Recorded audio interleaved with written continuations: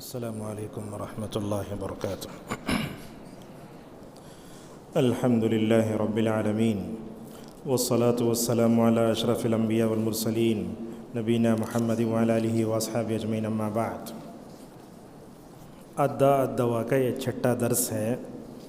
آج کے درس میں انشاءاللہ دو باتوں پر ہم توجہ دیں گے۔ پہلی بات دعا سے متعلق ہے۔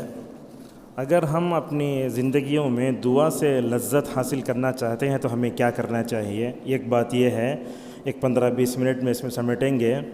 اس کے بعد ابن القیم رحمہ اللہ نے ایک چیز ذکر کی ہے، فصل کہہ کر کہا الدعاء والقدر، یعنی کیا دعا کا تعلق تقدیر سے بڑا گہرا ہے کیا یا نہیں؟ تو اس میں جو ہے شیخ رحمہ اللہ نے بڑی باریک باتیں ذکر کی ہیں۔ تو طلبہ سے متعلق جو چیز ہم آپ کے سامنے ذکر کریں گے جو تقدیر کے اعتبار سے ہے، اور خود ہندوستان میں ہم دیکھتے ہیں یہ دو چیزوں پر عقیدے کے باب میں بہت تساہل برتا جاتا ہے۔ ایک ہے توحید اسماء و صفات اور دوسرا ہے تقدیر پر ایمان۔ بہت کم ہوں گے جو سلفیوں میں اہل حدیثوں میں بھی اس پر توجہ دیتے ہیں۔ تو یہ تقدیر پر ایمان ہے نا، یہ بڑا اہم ہے۔ انشاءاللہ اس میں کیا عناصر ہوں گے؟ سب سے پہلے قضاء اور قدر کی لغوی اصطلاحی تعریف، اس کے بعد قضاء و قدر پر ایمان کی اہمیت اور فوائد، کیا قضاء اور قدر میں فرق ہے، اور اس کے بعد یہ مراتب القدر کیا ہوتے ہیں، اور اس دعا کا کیا مطلب ہے، کیا دعا تقدیر کو بدلتی ہے کیا؟ اس کے بعد اگر موقع ملا تو ہم آخر میں بتائیں گے کہ سلف کے اقوال کیا ہیں تقدیر کے بارے میں۔ اور ایک چونکہ یہ گناہ سے دور رہنے کے لیے ہم یہ درس قائم کر رہے ہیں نا، تو ایک اہم بات یہ ہے اس میں کہ کیا بندہ گناہ کر کے تقدیر سے استدلال کر سکتا ہے کیا، اور آخری میں تقدیر سے متعلق اسلاف کی کتابیں کیا ہیں، اور ہم اس بارے میں پڑھنا چاہتے ہیں تو کیا کرنا چاہیے، انشاءاللہ اس پہ گفتگو کرتے ہیں۔ سب سے پہلے دعا کی لذت کو پانے کے لیے کیا کرنا چاہیے؟ سلف کے قول سے اپنے میں اس درس کا آغاز کرتا ہوں۔ کہتے ہیں جب رات آتی ہے تو مجھے بڑی خوشی ہوتی ہے۔ ہمارے پاس ہوتا کیا ہے، دن کا اجالا نہیں، رات کا اندھیرا نہیں، انسان یہ کام روبوٹ کی طرح زندگی گزارتا ہے۔ ہمارے اسلاف ایسے نہیں تھے، وہ دن کے اجالے میں بھی اللہ سے ڈرتے تھے اور رات کے اجالے میں بھی اللہ تبارک و تعالیٰ سے ڈرتے تھے۔ وہ کہتے ہیں رات جب آتی ہے تو مجھے بڑی خوشی ہوتی ہے۔ کیوں؟ اس لیے کہ رات کا لمحہ لمحہ میں اللہ تبارک و تعالیٰ کی بندگی میں گزارتا ہوں تو مجھے ایک مزہ ملتا ہے۔ عزیز طلبہ، آپ دیکھیں اس زمانے میں علم سے، عبادت سے، اللہ تعالیٰ کی قربت سے، مسجدوں سے یہ مطلب جو ہے توجہ پھیرنے والی زیادہ ہو گئی ہیں۔ ہم عام لوگوں کو بھی دیکھتے ہیں، طلبہ کو بھی دیکھتے ہیں، نماز پڑھنے کے بعد یہ فوراً بات کرنے کی جو عادت ہے نا، یہ اچھی عادت نہیں ہے۔ پہلی صفحے میں دیکھتے ہیں، نماز دیکھتے ہیں، اعلان ہوتا تب بھی بات کرتے تھے، نہیں ہونا چاہیے۔ آپ کسی بڑے آدمی کے سامنے بیٹھتے کیسے ادب سے بیٹھتے؟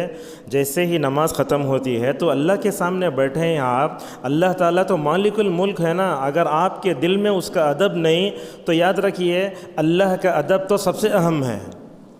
رسول اللہ کا ادب بعد میں، اساتذہ کا ادب بعد میں ہے۔ تو یہ سوشل میڈیا سے جس چیز نے ہم کو چھینا وہ بے ادبی ہے۔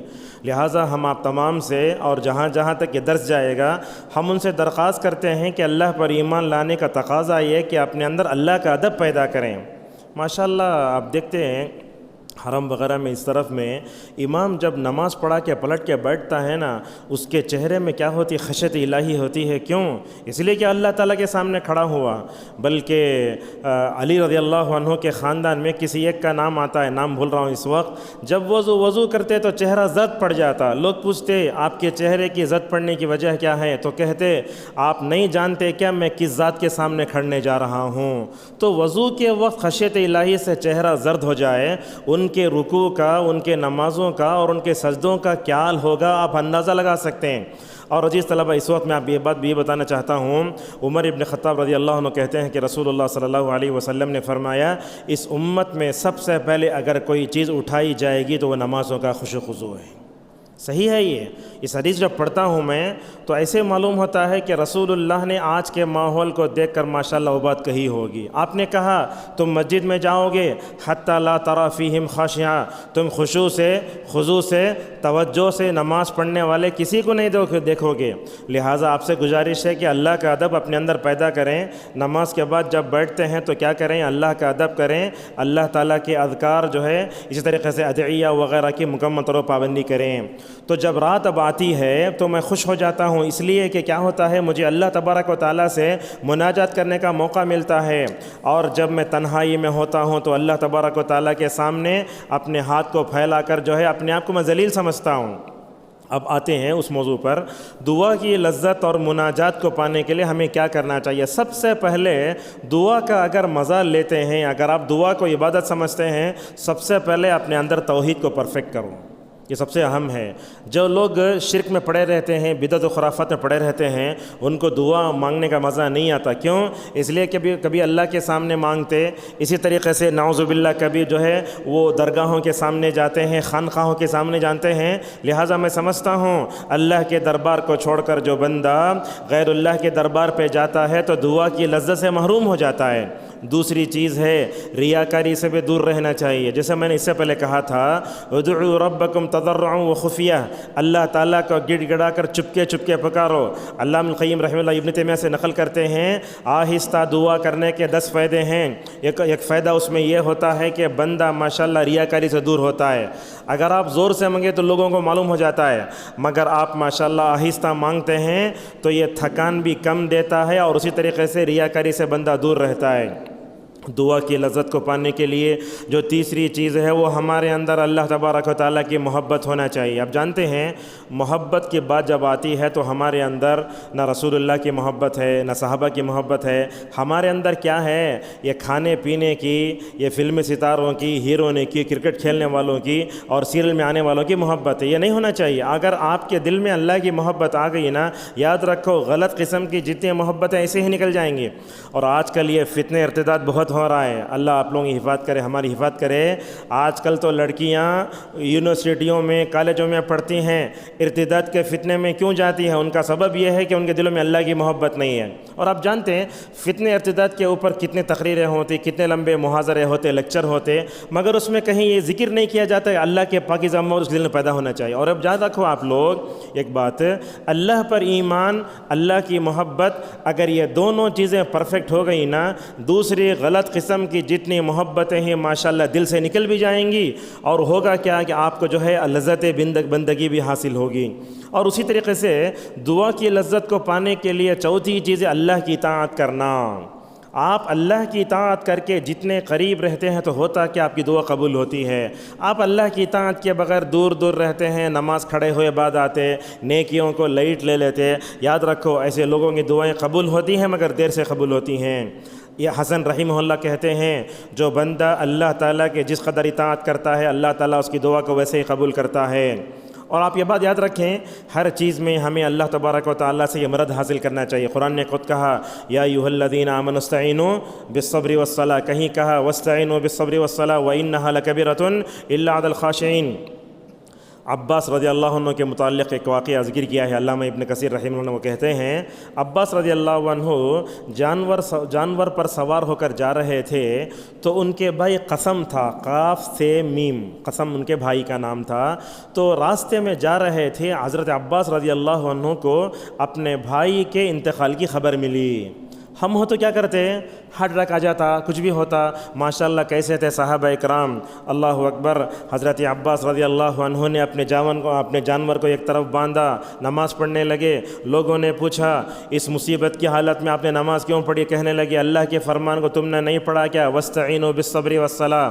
طلبہ سے بولتا ہوں کبھی گھر سے فون آتا امی بیمار ہیں، ابا بیمار ہیں، ابا کو ہسپتال لے چلے گئے، پڑھنے نہیں ہو رہا ہے. ایسے وقت میں کیا بھی نہیں کرنا، کسی استاد سے ملے بغیر سب سے پہلے اللہ تعالیٰ سے اپنے جو ہے شکایت کرو. ابن القیم رحمہ اللہ جو لکھتے ہیں شکایت کے اعتبار سے لوگوں کی 3 قسمیں ہوتی ہیں، اس میں سب سے اچھا آدمی وہ ہوتا ہے جو اللہ سے شکایت کرتا ہے۔ اس لیے دیکھو حضرت یوسف علیہ السلام کے گم جانے پر حضرت یعقوب علیہ السلام نے اپنے بچوں کے سامنے پریشانی ظاہر نہیں کہا، انما اشکو بثی و حزنی الی اللہ کہا۔ تو اس طریقے سے اللہ تبارک و تعالیٰ سے اپنے شکوے سنانا، دکھڑے سنانا یہ بھی عبادت ہے، لہٰذا ہم سب کو فوراً نماز کی طرف توجہ دینا۔ اس لیے کہا عائشہ رضی اللہ عنہا نے اذا حزبہ امر فزع الی الصلاۃ، رسول صلی اللہ علیہ وسلم جب بھی پریشانی آتی تو کیا کرتے ہیں؟ نماز کا سہارا لیتے۔ عائشہ رضی اللہ عنہ فرماتی ہیں زور سے ہوائیں چلتی، رسول اللہ صلی اللہ علیہ وسلم کے چہرے انور کی یہ حالت ہوتی، اللہ کے نبی صلی اللہ علیہ وسلم پریشانی سے ادھر ادھر گھومنے جاتے ہیں۔ ہمارے پاس ہوتا کیا ہے، موسم خراب ہو جائے ہم ہاتھ میں کافی لے لیتے، سگریٹ لے لیتے، خالی جو ہے نیشنل وہ چینل بدلاتے رہتے۔ وہ اللہ کی نبی کی حالت نہیں، اللہ کے نبی کیا کرتے؟ اللہ کے نبی کے بارے میں عائشہ فرماتی ہیں ادھر ادھر گھومتے رہتے، ہوا چلتے رہتی، جب بارش ہو جاتی تو رسول اکرم صلی اللہ علیہ وسلم کی جو پریشانی ہے اس پریشانی کا خاتمہ ہو جاتا۔ تو اس طریقے سے ہمیں معلوم یہ ہوتا ہے کہ جب پریشانی ہو تو نماز سے مدد لینا چاہیے۔ اور اسی طریقے سے بات یاد رکھو، دعا میں لذت دیر سے آتی ہے، بہت جلدی چلی جاتی ہے۔ دعا مانگنے کا جو مزہ ہے نا بہت کم ملتا ہے مزہ۔ وہ ہماری مصیبت کیا ہے، ہمارے سامنے کھانے کا خواب رکھا ہو، ہم مزے پر مزہ لے کر کھاتے رہتے، بل کتنی ہوئی تو پے کر لیں گے، فون پہ گوگل پے ہے نا، لیکن یہاں وہ نہیں ہے۔ یہ جو چائے کی جو لذت ہے فلاں ہے وہ عجیب کا مزہ ہے، مگر یہ دعا میں جو لذت ہے نا وہ اگر مل گئی تو میں آپ طلباء کو، میں اپنے آپ کو خود جو ہے نصیحت کر کے کہتا ہوں، اگر دعا کی لذت کبھی مل گئی تو زیادہ مانگ لینا چاہیے۔ اور اسی طریقے سے دعا کی لذت کو پانے کے لیے اپنے نفس سے جہاد بھی کرنا چاہیے۔ کبھی ایسا ہوتا دعا مانگنے بیٹھ جاتے، قرآن پڑھنے بیٹھ جاتے، پیچھے سے دوست آ کے بولتا چلو چائے پی کو آئیں گے۔ اللہ کی محبت اتنی معمولی ہے کیا؟ اپنی دوست کی محبت پر قربان کر کے ہم اللہ کی قرآن کو بھی چھوڑ دیتے، دعا بھی چھوڑ کے نعوذ باللہ چلے جاتے ہیں۔ یہ نہیں ہونا چاہیے۔ اسی لیے دیکھو سورۃ التوبہ میں ایک آیت ہے قل ان کان آباؤکم وابناؤکم، اس آیت کو کہا آیت المحن، یہ تو آزمائش والی صورت ہے، آیت ہے۔ لکھتے ہیں اب قرطبی رحمہ اللہ، یہ دیکھو غور سے نوٹ کیجیے، 8 چیزیں اللہ اور اس کے رسول سے محبت کی راہ میں رکاوٹ بنتی ہیں، ان کو ہمیں دور کرنا چاہیے۔ اس میں کیا ہے وہ حفاظ پڑھ کے دیکھ لیں۔ سب سے پہلے جو ہے باپ کا ذکر ہے، بیٹے کا ذکر ہے، خاندان کا، بھائی کا، اور ساتھ میں پورے جو ہے تجارت کا، گھر کا بھی ہے۔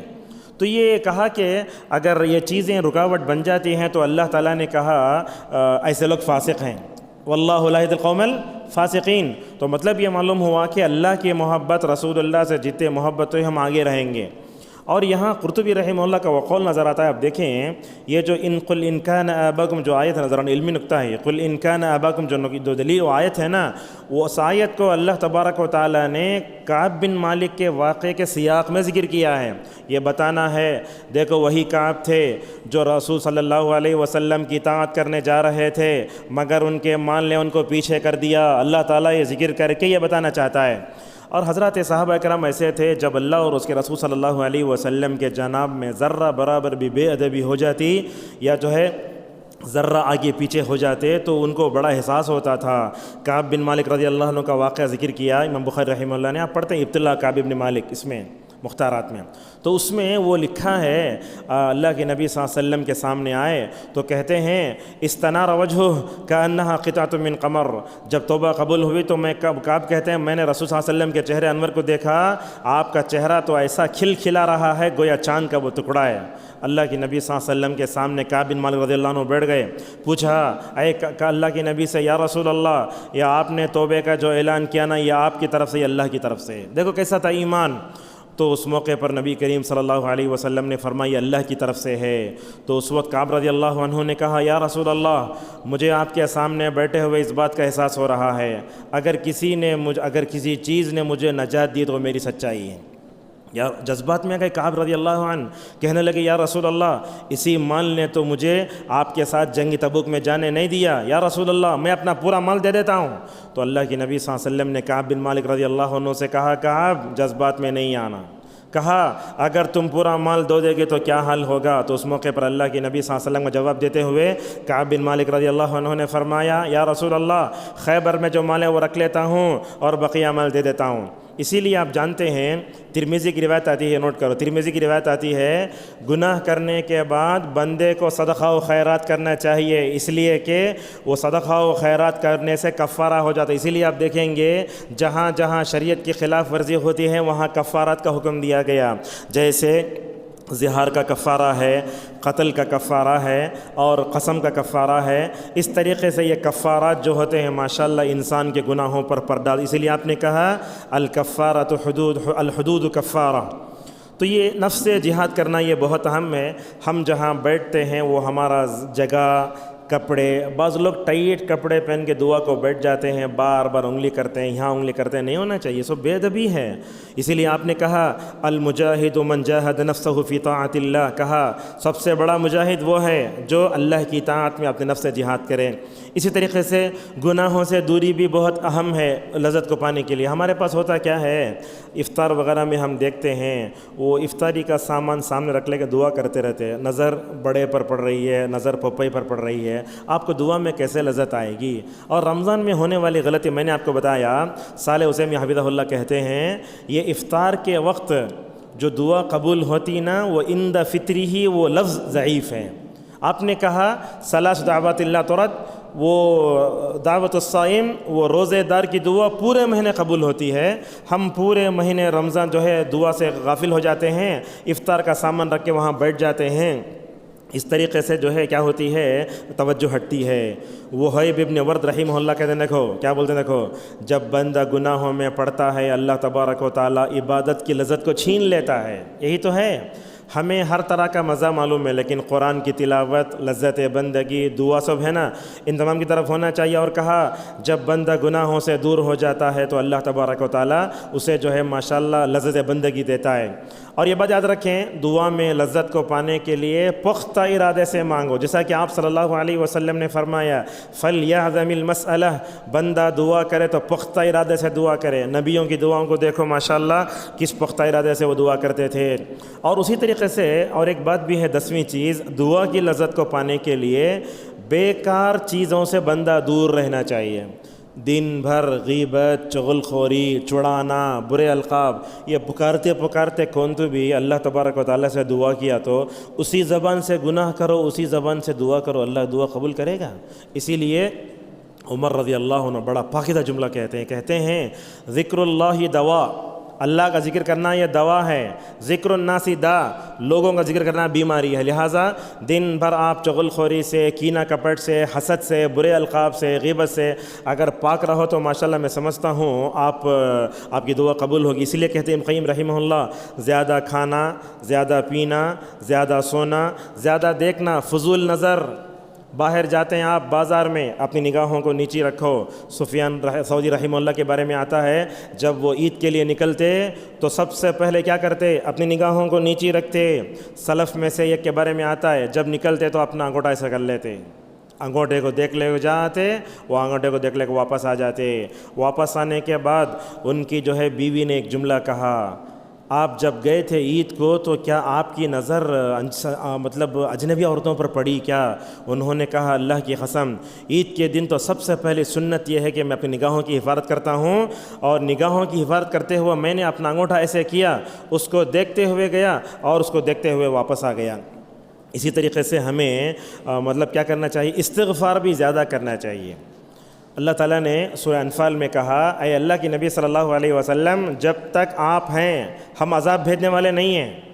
عرفے کا دن تھا، میں تو نہیں تھا، حرم نبوی میں علی حذیفی حفظہ اللہ ان کی حفاظت کرے، ان کی عمر میں برکت عطا فرمائے، بہترین عالم دین۔ آج کل تو پوری دنیا میں تجوید میں اتھارٹی بولا تو علی حذیفی، 6 مت کا کھینچنا الف، اگر 5 ہوا تو پھر پیچھے سے پڑھ لگاتے۔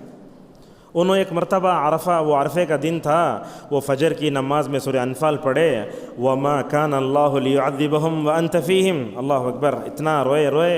انت فیہم کا مطلب کیا، کھڑے ہو کر نماز پڑھا رہے ہیں، اللہ کے نبی صلی اللہ علیہ وسلم کے محراب میں دائیں طرف دیکھے تو آپ کا ممبر نظر آتا، ذرہ دور گئے تو رسول صلی اللہ علیہ وسلم کی قبر ہے نا وہ عائشہ کے حجرے میں، تو اللہ فرماتا ہے اللہ کے نبی جب تک آپ ہیں ہم لوگوں کو عذاب نہیں دیں گے، اور اللہ آگے بھی فرماتا ہے جب تک استغفار کرنے والے ہیں ہم عذاب نہیں دیں گے۔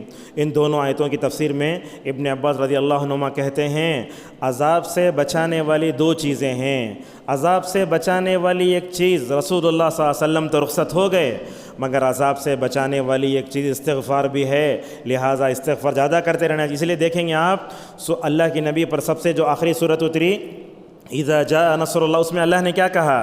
فسبح بحمد ربک واستغفرہ انہ کان توابا۔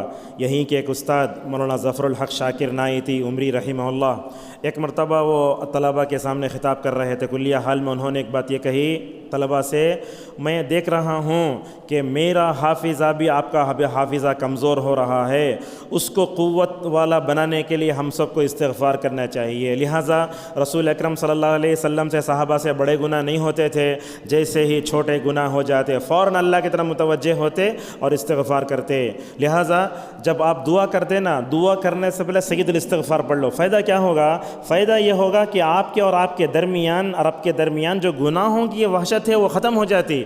جب گناہوں کی وحشت ختم ہو جاتی ہے تو آپ اپنے رب کے قریب ہو جاتے ہیں۔ جب آپ اپنے رب کے قریب ہو جاتے ہیں تو اپنے رب کو اچھی طرح منا سکتے ہیں۔ اسی طریقے سے دو چیزیں ہیں اس کے لیے، وہ کیا ہے؟ دعا میں لذت کو پانے کے لیے اللہ کے غیظ و غضب کو دعوت دینے والی جتنی چیزیں ہیں ان تمام سے بچنا چاہیے۔ کیوں؟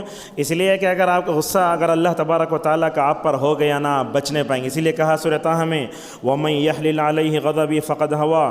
علماء کہتے ہیں كُلَّمَا كَثُرَتِ الذُّنُوبُ اشْتَدَّتِ الْوَحْشَةُ، جتنی جو ہے گناہ زیادہ ہوتے ہیں وحشت آ جاتی ہے۔ اسی لیے دیکھو آپ دن بھر نافرمانی ہو گئی، عشاء کے وقت میں تہجد کے وقت میں دعا کرنے کے لیے ہاتھ اٹھا رہے ہیں، مگر مزہ بھی نہیں آ رہا ہے، توجہ بھی نہیں آ رہا ہے، چپ کے ربنا آتنا پڑھ کے ایسے ختم کر دیتے ہیں، نہیں۔ اور اسی طریقے سے ابن القیم رحمہ اللہ بڑی اچھی بات بتاتے ہیں، بولتے ہیں دنیا میں دعا ایک جنت ہے۔ کیا استدلال ہے؟ دیکھو ان الابرار لفی نعیم، بولتے ہیں نیک لوگ قیامت کے دن نعمتوں میں رہیں گے۔ بولتے ہیں یہ آیت کی تفسیر میں کوئی بھی آدمی یہ گمان نہ کرے کہ یہ نعمت صرف آخرت میں ہے، بلکہ یہ نعمت و لذت اللہ نے دنیا میں بھی رکھی ہے۔ جو بندہ اللہ سے قریب ہوتا ہے، دعائیں کرتا ہے، اس کو تین جگہ نعمت ہے، یہ دنیا بھی نعمت۔ اسی لیے ابن القیم ابن تیمیہ رحمہ اللہ نے کہا اس دنیا میں ذکر جنت ہے، جو بندہ اس میں داخل نہیں ہوا وہ آخرت کی جنت میں داخل نہیں ہوگا۔ اور اسی طریقے سے برزخ کی زندگی کی بندے کی اچھی ہوتی ہے اور آخرت کی زندگی بھی اچھی ہوتی ہے۔ اسی لیے دیکھو اللہ اکبر، ابراہیم علیہ السلام کیسے تھے؟ حسبنا اللہ و نعم الوکیل کہہ کر دعا جو ہے وہ مطلب کیا ہو گئے؟ آگ میں پڑ گئے۔ اللہ تعالیٰ نے ان کی دعاؤں کو زیادہ قرآن میں نقل کیا ہے۔ اور اسی طریقے سے اپنے دعا کی لذت کو پانے کے لیے ہم سب کو زبان کو گناہوں سے بچا کر رکھنا چاہیے۔ کیسے گالی گلوچ ہے، اس طریقے سے جو مطلب کیا ہے غیبت ہے، برے القاب ہیں، سخریہ ہے۔ آج کل ہم دیکھتے ہیں بعض لوگ پہلی صف میں نماز پڑھ لیتے ہیں، لیکن بعد میں جا کر لوگوں کی زندگی سے کھیلتے ہیں، انہیں سمجھتے ہیں میں بہت اچھا بندہ۔ میں تو سمجھتا ہوں ایسے لوگوں کی مثال ایسی ہے، ایک پھٹی تھیلی میں کہتے بھر رہا ہے، پورا نیچے چل جا رہا ہے۔ ایسا نہیں ہونا چاہیے۔ آپ کسی کے بارے میں سوچیں، بولیں، یاد رکھو آپ کا ایک مذاق بھی آپ کی آخرت برباد کر سکتا ہے۔ لہٰذا صف اول میں نماز پڑھ لینا کمال کی بات نہیں ہے، نیکیوں کی حفاظت بہت ضروری ہے۔ اور اسی طریقے سے اور ایک بات بھی ہے، اللہ تبارک و تعالیٰ کے سامنے محتاجی کا اظہار کرنا۔ کیسے محتاجی کا اظہار؟ بولنا یا ایھا الناس انتم الفقراء الی اللہ واللہ هو الغنی الحمید۔ اللہ سے بولنا دعا میں انت الغنی ونحن الفقراء، انت الغنی ونحن الفقراء۔ یہ 10 مرتبہ بولو، 20 مرتبہ بولو، ایسا دل میں نرم ہوتا، اے اللہ تو غنی ہے، ہم تیرے جو ہے مطلب رحمت سے پلک جھپکنے کے برابر بھی ہم تیرے سے ایک بے نیاز نہیں ہو سکتے۔ بندہ للکارتا ہے تو ماشاءاللہ۔ اسی لیے سہل بن عبداللہ تستری رحمہ اللہ کہتے ہیں اللہ تعالیٰ کے اور بندے کے درمیان میں اگر بندے کو اللہ تعالیٰ کے سب سے زیادہ اگر کوئی چیز قریب کرتی ہے تو وہی جو ہے محتاجی ہے۔ اس طریقے سے دعا کی لذت کو پانے کے لیے اسماء حسنہ کا استعمال بھی کرنا چاہیے۔ ہمارے پاس کیا ہوتا، وہ لوگ بولتے اللہم اجرنا من النار، یا مجیر یا مجیر یا مجیر۔ مجیر اللہ کے ناموں میں نہیں ہے، کہاں ہے؟ اللہ کے نام میں نہیں، اللہ تعالیٰ کے وہی نام ہیں جو اللہ اور اس کے رسول نے بیان فرمایا۔ اور آپ کو اس سے پہلے میں بتا چکا ہوں، آپ اللہ تعالیٰ سے جو مانگتے ہیں اسی کے مطابق اسم لا اللہ کا۔ جیسے اگر آپ توبہ کرنا چاہتے ہو تو بولو اللہم تب علینا یا تواب۔ اگر آپ اللہ سے پوچھنا چاہتے ہیں تو بولو اللہم انک انت الوہاب۔ دیکھو تو تو اسی طریقے سے ہمیں جو بولتے اسی نام سے ہمیں اسم بھی لانا. اس بارے میں اگر آپ جاننا چاہتے ہیں تو یہ ایک کتاب القواعد الحسان ان کی ہے, ابن سعدی رحمہ اللہ کی. انہوں سے بتاتے ہیں کہ قرآنی قاعدہ یہ ہے کہ اللہ تعالیٰ آیتوں کے مطابق اللہ تعالیٰ کے اسما ذکر کرتا ہے. اگر آپ اللہ سے مانگنا چاہتے ہیں تو یا علیم بولا تو کیا فائدہ ہوگا, اور اللہ کے ناموں میں دو نام ہم نے آپ کو ذکر کیا, وہ کیا ہے, یا حیو یا قیوم, اور یہ دونوں اسم اعظم ہیں. جو بھی بندہ ماشاءاللہ دعا کرے گا دعا قبول ہو جائے گی. اور اسی طریقے سے اپنی دعا میں لذت پیدا کرنے کے لیے ہم سب کو نبیوں کی دعاؤں کو یاد کرنا ہوگا. اب ہوتا کیا ہے, قرآن میں ربنا جہاں کہیں آئے لوگ اسے دعا سمجھ جاتے ہیں. بعض لوگ پڑھتے ربنا ابصرنا وسمعنا فرجعنا نعمل صالحا. بنگلور کی بولتا ہوں, یہ سب ریکارڈ ہو رہا نا, سب کو معلوم ہونا یہ چیز. یہ جے نگر 4 بلاک کی ایک مسجد میں اپنے چچا زاد بھائی کے ساتھ مجھے ظہر کی نماز پڑھنے کا اتفاق ہوا. تو نماز کے بعد یہ جہنم کی دعا پڑھ رہا امام. اب مجھے رہا نہیں گیا. اب میری ایک عادت ہوتی ہے, اللہ باقی رکھے اس کو, جب بھی منکر دیکھتا ہوں فوراً ازالہ کرنا ضروری سمجھتا ہوں. مسجد کے باہر آئے, میرے چاچا کی جوتوں کی دکان تھی, اس میں بیٹھے, لکھا میں محترم امام صاحب آپ کی اقتداء میں نماز ظہر پڑھنے کا مجھے اتفاق ہوا, لیکن آپ نے شاید ربنا جہاں کہیں اس کو آپ نے دعا سمجھ لیا ہوگا, یہ جہنمیوں کی دعا ہے, والسلام علیکم بول کے اپنے جزاد بھائی کے پاس دے دیا.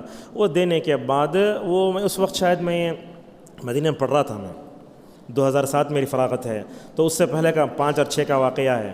جب وہ جا کر دے دیے اور میں بالکل پہنچ گیا, 3 دن کے بعد مجھے شکریہ کا خط آتا ہے, آپ نے میری آنکھیں کھول دی آج. میں سمجھ رہا تھا ربنا جہاں کہیں وہ کیا ہے, دعا ہے. اس طرح بولتے ہیں ربنا غلبت علینا شقوتنا, وہ بھی دعا نہیں ہے. عبدالرزاق البدر حفظہ اللہ تو ایک لطیفہ سناتے ہیں, میں نے ایک آدمی کو دیکھا وہ غلط کتابوں سے دعا یاد کر لیا ہے, ربی انی نظرت لک ما فی بطنی محررا فتقبل منی. اس طرح کی بھیانک غلطیاں ہوتی ہیں. لہٰذا قرآن میں جہاں کہیں رب ہے وہ جو ہے دعا نہیں ہے. لہٰذا نبیوں کی دعاؤں پہ غور کرنا ہے. فقہ الادعیہ والاذکار پڑھو تمام نبیوں. اور رمضان میں آپ لوگ اس طرف توجہ, رمضان کیا ہے, دعاؤں کا مہینہ ہے نا, تو اس لیے صبح میں شام میں اگر کہیں آپ کو درس دینے کا موقع ملا تو نبیوں کی دعاؤں کو سمجھاؤ, ماشاءاللہ ایک بہت بڑی نیکی ہے. اور اس طریقے سے آخری بات ہے اس میں کیا ہے, ہمیں کیا کرنا چاہیے, دعا کی لذت کو پانے کے لیے سلف کی دعاؤں کے نمونوں کو بھی ہمیں جو ہے مد نظر رکھنا چاہیے. اب ہم سلف کے دعاؤں کے نمونے نہیں رکھتے, پتہ نہیں کون نقش بندی ہے, کون صوفی ہے, انہوں سب بولے گولڈن الفاظ لکھ کے لوگ فیس بک پہ ڈالتے ہیں تو انہوں سکھائے سو ہم نہ. اب دیکھے تو معلوم ہوتا 30 پر 1000 لوگاں دیکھیں ہی اسے. تو اس طرح کے بے بنیاد چیزیں آتی ہیں. سلف کی دعائیں انشاءاللہ کبھی جمع کر کے آپ کے حوالے کریں گے. اسلاف کی دعائیں بھی ماشاءاللہ بڑی اچھی ہوتی ہیں. 2 مثالیں دیتے ہیں. دیکھو فضیل ابن عیاض رحمہ اللہ اپنے بیٹے کی تربیت کرتے کرتے کیا ہو گئے, بیزار ہو گئے. انہوں بولے اللہ سے, اے اللہ میں بہت تربیت کرا اپنے بچے کی, وہ قاضی عیاض ہے فضیل ابن عیاض, دونوں میں سے کوئی ہیں, تو اس وقت بھول رہا ہوں, تو اے اللہ میں تیرا حوالے دیتا ہوں, اے اللہ تو ہی ادب سکھانا میرے بیٹے کو. ماشاءاللہ اس کا فائدہ یہ ہوا کہ وہ بیٹا بھی ماشاءاللہ اچھا بن گیا. اس وقت مجھے اور ایک دعا بھی یاد آتی ہے, آپ لوگ اس دعا نوٹ کرو. امام احمد رحمہ اللہ کے پاس ایک سلف آتے ہیں, آ کر بولتے ہیں امام اپنے دل کو تم کیسے پاتے ہو. اس وقت امام احمد رحمہ اللہ نے کہا مجھے تو یہ دعا بڑی پسند ہے, اللہم امیتنا علی التوحید والسنہ. نوٹ کرو آپ لوگ, دعا کرو یہ, اللہم امیتنا علی التوحید والسنہ. اے اللہ توحید پر ہمارا خاتمہ کر, اے اللہ رسول اکرم صلی اللہ علیہ وسلم کی سنت پر خاتمہ کر. اور یہ میلاد النبی جیسے مواقع آتے نا, ایسے وقت میں تو بندے کو اللہ سے گڑ گڑا کر دعا کرنا چاہیے, اللہ اس طرح کی بدعتوں سے بچا کر رکھ. اور اللہ سے بولنا اے اللہ تیرے بندے امام احمد نے ہمیں یہ دعا سکھائی, ہم یہ دعا مکمل طور پر کرتے ہیں. آئیے اب وہ تقدیر کے بارے میں جو باب آتے ہیں اس کی طرف بڑھتے ہیں. سب سے پہلے ہمارے سامنے ہے قضاء اور قدر کی تعریف. اور چونکہ یہ قضاء و قدر ایمان بالقدر ہے نا, اس معاملے میں ہندوستان میں بہت کم بولا جاتا ہے. آپ بنگلور درس میں جائیے, مولانا عبدالعظیم صاحب عمری مدنی حفظہ اللہ کا ایک خطبہ ہے تقدیر پر ایمان. اگر موقع ملے تو چھٹی میں سن لیجئے اسے. کیوں؟ اس لیے کہ اس موضوع پر شیخ نے ماشاءاللہ قرآنی آیتیں, حدیث, سلف کے اقوال اور ہمارے معاشرے میں تقدیر کے بارے میں جو غلطیاں ہوتی ہیں ماشاءاللہ پورا سمیٹ دیا ہے اس میں. آپ اردو میں اگر سننا چاہو اس طرف رجوع کر سکتے ہیں. اب آئیے قضا کی تعریف ہم کرتے ہیں آپ کے سامنے. قضا کی کیا تعریف ہے؟ بعض علماء کہتے ہیں کہ قضا کا ایک معنی آتا ہے پختہ کرنا, ایک معنی. دوسرا معنی آتا ہے جاری کرنا. ایک معنی آتا ہے فارغ ہونا. پختہ کرنا, جاری کرنا، تیسرا معنی فارغ ہونا۔ یہ فارغ ہونا جو آیا ہے قرآن میں 2 جگہ آیا ہے، فَقَضَاهُنَّ 7 سَمَاوَاتٍ، اللہ تعالیٰ 7 آسمانوں کو بنا کے فارغ ہوا۔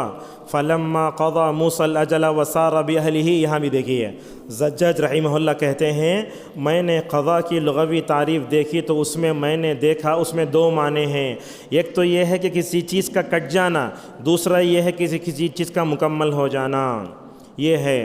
اور کبھی جو ہے وہ خبر سنانے کے بارے میں آتا ہے، وَقَضَيْنَا إِلَىٰ بَنِي إِسْرَائِيلَ، اور وَقَضَىٰ رَبُّكَ میں کیا ہے، امرا کے معنی میں ہے، وہ یہ تو ہوگا قضا کا معنی۔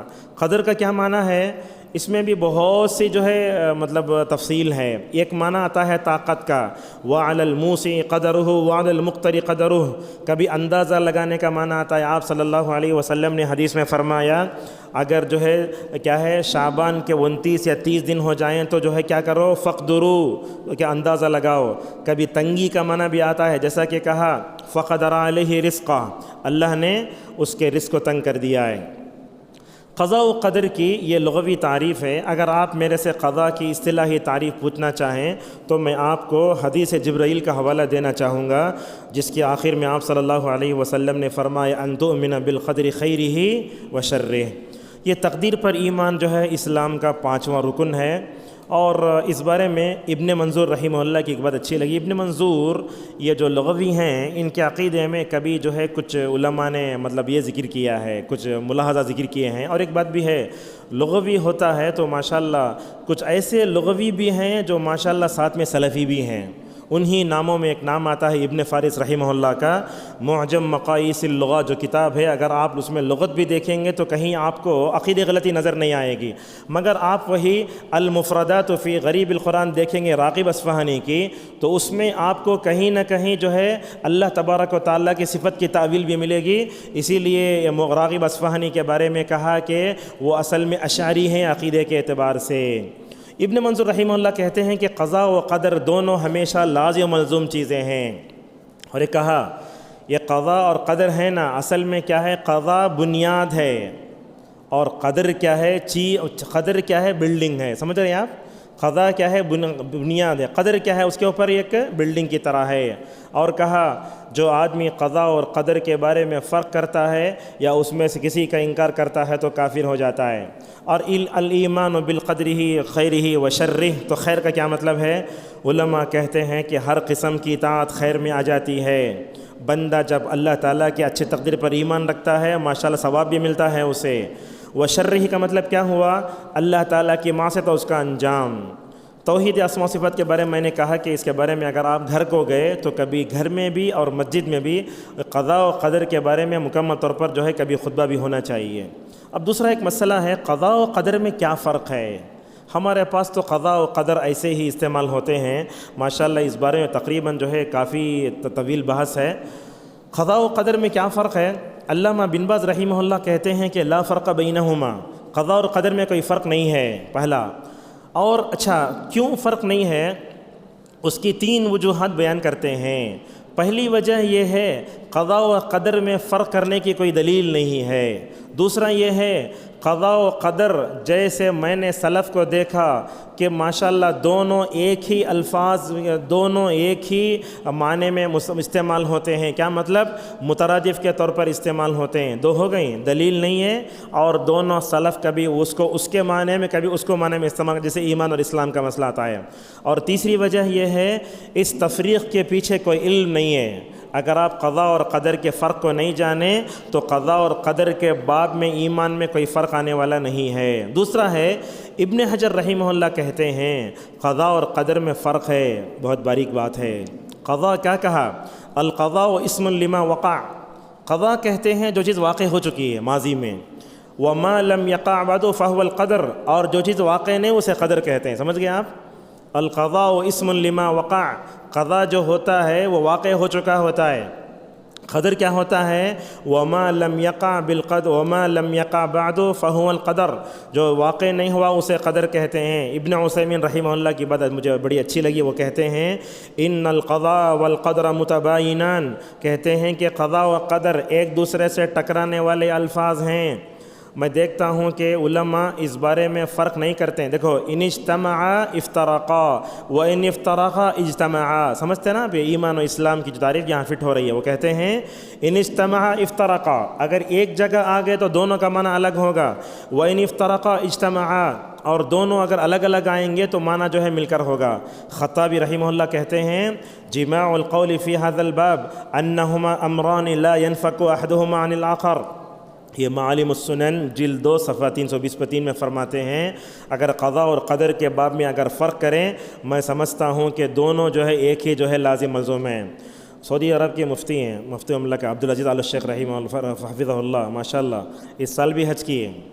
وہ تقریباً 80 سال عمر ہے, اس کے باوجود بھی وہ جمرات کے موقع پر الحمدللہ وہاں کرتے ہوئے کنکری مارتے ہوئے نظر آتے ہیں. ان کی ایک بات یاد آتی ہے, مجھے طلبہ کو بولا کلاس میں, ماشاءاللہ دل کیسے پاک ہوتے ہیں عرب کے علماء کے. تو کئی حج کیے, میں سمجھتا ہوں 30 سے 35 سال تک ماشاءاللہ انہوں نے عرفے کا خطبہ دیا ہے. بہت بڑا اعزاز. بار بار حج کرتے, لوگوں نے ان سے پوچھا شیخ اتنے حج کرتے نا کیا ہے یہ؟ دیکھو دلوں کی سلامتی کیسے اسلاف کے پاس. وہ کہتے ہیں میں ان علماء کی طرف سے حج کرتا ہوں جن علماء کو ان کے علم نے مشغول کر دیا تھا. علامہ جو نووی رحمہ اللہ, رافعی, پتہ نہیں کتنے علماء کا نام لیا انہوں نے. جو علماء اپنے علم کی وجہ سے حج کو نہیں جا سکے, ان کی طرف سے میں حج بدل کر رہا ہوں. کیا یہ دلوں کی سلامتی ہمارے پاس ہے؟ ذرا سوچ کر دیکھیے. وہی کہتے ہیں دیکھو کیا ہے, 3 باتیں بولے, 4 باتیں بولے. وَمِنْهُمْ مَنْ يُسَوِّي بَيْنَهُمَا, میں نے کچھ اسلاف کو دونوں کو مترادف بتاتے ہوئے دیکھا. دوسرا یہ ہے وَمِنْهُمْ مَنْ يَأْتِي بِفَرْقٍ, بعض اسلاف کو دیکھا کہ بعض لوگ فرق کرتے ہیں. ماشاءاللہ سمجھانے کا انداز کیا ہے. دیکھو آدمی کبار علماء کا ذمہ دار ایسے ہی نہیں بنتا. اللہ اکبر, کیا چھٹی حصے ان کی. کہتے ہیں دیکھو قضاء اور قدر کے بارے میں فرق بتاتے ہوئے القدر اعم والقضاء اخص, تقدیر عام ہے اور قضاء کیا ہے, خاص ہے. اور دیکھو فالقدر عموماً والقضاء جزء من القدر. میں سمجھتا ہوں یہ بات آپ دوسرے کسی عالم سے سن نہیں سکتے. کہتے ہیں کہ قدر عام ہے, قضاء خاص ہے, اور قدر عام ہے تو قضاء فالقدر عموما, کہا کہ قدر عام ہے, تقدیر عام ہے. کہا والقضاء جزء من القدر, یہ قضاء قدر کا ایک جز ہے. یہ بہت باریکی ہے, بات سمجھیں. اپنی اس بات پر ختم کرتے ہیں, تقدیر پر ایمان لانے کے فائدے کیا ہیں. عموماً کیا ہوتا ہے, ہم پڑھتے رہتے ہیں اللہ پر ایمان, رسولوں پر ایمان, مگر یہ نہیں پڑھایا جاتا کہ نبیوں پر, اللہ پر ایمان لانے کا فائدہ کیا ہے. یہ ہمیں پڑھانا چاہیے. اگر آپ دیکھنا چاہتے ہیں تو ابن عثیمین رحمہ اللہ کو دیکھو, ماشاءاللہ اسلاف سے نقل کرتے ہیں.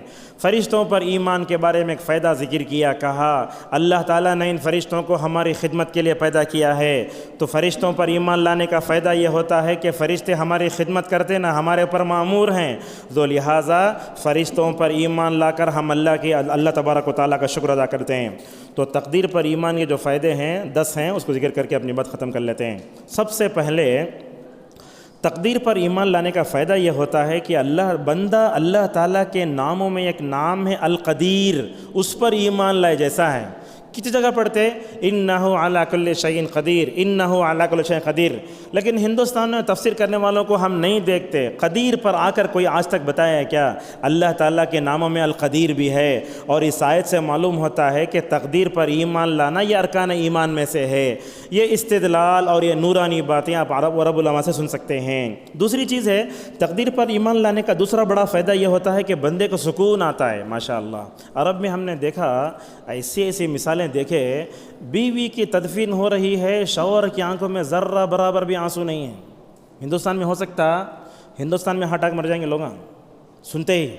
کیا ایمان, کیا ایمان, اللہ اکبر. بولتے ہیں دل کا امانہ, وہ امانت تھی میرے پاس, اللہ نے امانت اپنے پاس لے لی, انشاءاللہ ندعو اللہ فی حقیہ.